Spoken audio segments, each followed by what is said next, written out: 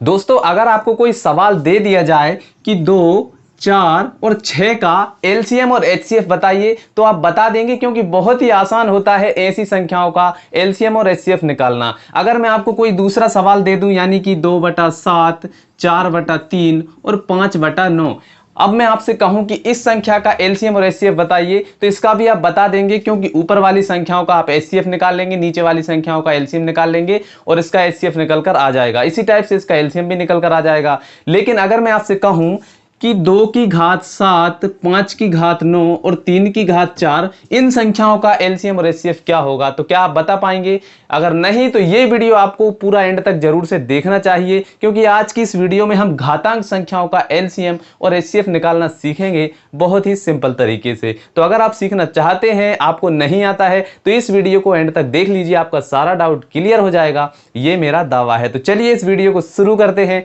आप फटाफट से नीचे जो लाइक का बटन है उसको दबा दीजिए। तो देखिए दोस्तों, घातांक संख्याओं का एलसीएम और एचसीएफ निकालने के लिए मैंने यहाँ पर 2 सवाल लिए हुए हैं। अब दोनों ही सवाल अपने आप में थोड़े से अलग अलग हैं, अंतर आपको खुद समझ में आ रहा होगा। पहला सवाल क्या है? 4/7, 4/5 और 4/6 और 4/4, इसका हमें एलसीएम और एचसीएफ निकाल के दिखाना है।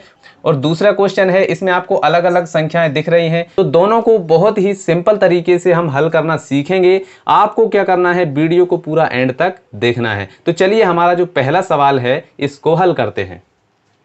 तो देखिए दोस्तों, हमारा जो पहला सवाल है उसको हम यहाँ पर हल कर लेते हैं। तो सवाल क्या है? 4/7, 4/5, 4/6 और 4/4, ये हमारा पहला सवाल है। तो देखिए ये जो सवाल है आपको देखने में थोड़ा सा भयानक लग सकता है, लेकिन हल करना इसको बहुत ही आसान है। तो सबसे पहले हम इसका एलसीएम निकालना सीखेंगे, फिर इसके बाद में हम इसका एचसीएफ निकालेंगे। ठीक है, तो चलिए एलसीएम निकालना सीखते हैं।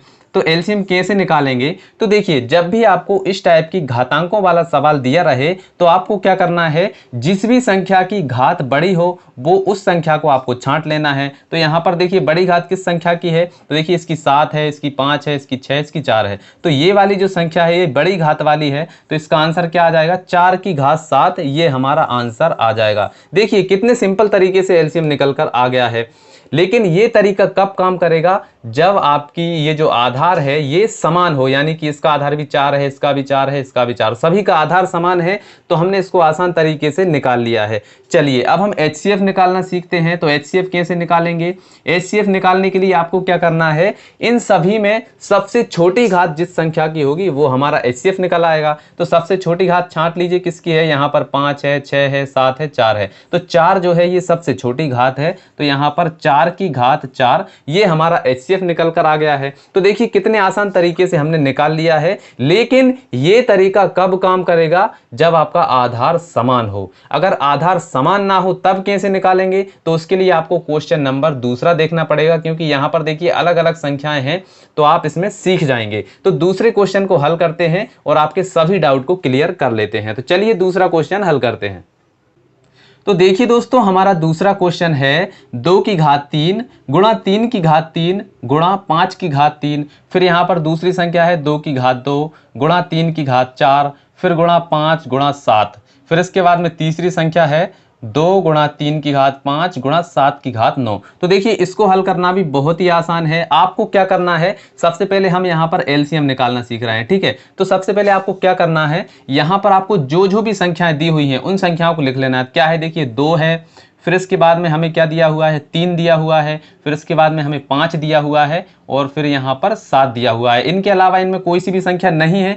तो अब क्या करना है, हमें सबसे बड़ी घात वाली संख्याओं को छांटना है। तो यहाँ पर देखिए 2 की सबसे बड़ी घात कहाँ पर है? देखिए यहाँ पर 2/3 है, फिर इसके बाद 2/2 है और यहाँ पर 2/1 है। तो सबसे बड़ी घात क्या है? 2/3 है, तो हम यहाँ पर 2/3 लगा देंगे। ठीक है, इसके बाद में हमें 3 की सबसे बड़ी घात छांटनी है। तो 3 की सबसे बड़ी घात देख लीजिए, यहाँ पर 3 है, फिर इसके बाद यहाँ पर 4 है और यहाँ पर 5 है। तो 3 की सबसे बड़ी घात क्या है? 5 है, तो हम यहाँ पर 3/5 को लिख लेंगे। फिर इसके बाद में हमें 5 की सबसे बड़ी घात देखनी है। यहाँ पर 5 है ना, तो अब 5 की सबसे बड़ी घात देख लीजिए, यहाँ पर देखिए 1 है और यहाँ पर इसमें 5 नहीं है और यहाँ पर घात क्या है? 3 है। तो 5/3 जो है ये सबसे बड़ी है। फिर इसके बाद में हमें 7 को देखना है। तो 7 देखिए, यहाँ पर 7 की घात 9 सबसे बड़ी है, ठीक है, तो 7 की घात 9। अब इनको आप गुणा कर लीजिए, यही आपका क्या हो जाएगा, LCM हो जाएगा। अगर आप इसको डायरेक्टली ऐसा भी लिखेंगे तो भी आपका आंसर हो जाएगा, अगर आप चाहें तो इसका गुणा भी कर सकते हैं। तो इस तरीके से हम इसका LCM निकाल लेंगे। लेकिन अगर आपको इसका HCF निकालना हो तब कैसे निकालेंगे, तो चलिए HCF निकालना भी सीख लेते हैं।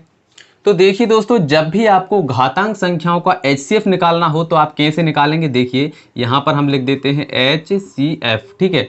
अब आपको क्या करना है, इसमें जो जो भी संख्याएं हैं उसको आप यहाँ पर लिख लेंगे, ठीक है। तो संख्या क्या है, यहाँ पर क्या है, देखिए 2 गुणा, फिर इसके बाद में 3 है और गुणा 5 है, ठीक है। हमें वही संख्याएं लेनी है जो सभी में कॉमन है। तो यहाँ पर देखिए 2 3 5 इसमें भी है, 2 3 5 इसमें भी है, और यहाँ पर 5 नहीं है तो हम 5 को हटा देंगे, ठीक है। हमें सिर्फ वही संख्याएं लेनी है जो सभी में कॉमन है, ठीक है। तो 2 3 इसमें भी है, 2 3 इसमें भी है और इसमें भी है, हमने लिख लिया, ठीक है। अब हमें क्या करना है, इसकी सबसे छोटी घातें छांटना है। तो सबसे छोटी घात देखिए, 2 की सबसे छोटी घात क्या है, 2 की घात 2 है, तो ये हमने लिख लिया। फिर इसके बाद में 3 की सबसे छोटी घात क्या है, देखिए यहाँ पर 3 की घात 3 है, यहाँ पर 3 की घात 4 है और यहाँ पर 3 की घात 5 है। तो हमें छोटी घात लेना है, तो छोटी घात क्या है, 3 है, तो ये हमने ले लिया। अब इनको आप या तो गुणा कर लीजिए या आप ऐसा ही छोड़ दीजिए, तो ये आपका आंसर हो जाएगा। तो देखिए, जब हम LCM निकालते हैं तो हम बड़ी घात वाली संख्याओं को लिखते हैं और उनका गुणा कर लेते हैं, और जब हम HCF निकालते हैं तो हमें सभी में जो संख्याएं कॉमन है उन्हीं संख्याओं को लेना है और उन्हीं संख्याओं की हमें सबसे छोटी घातों को लेना है।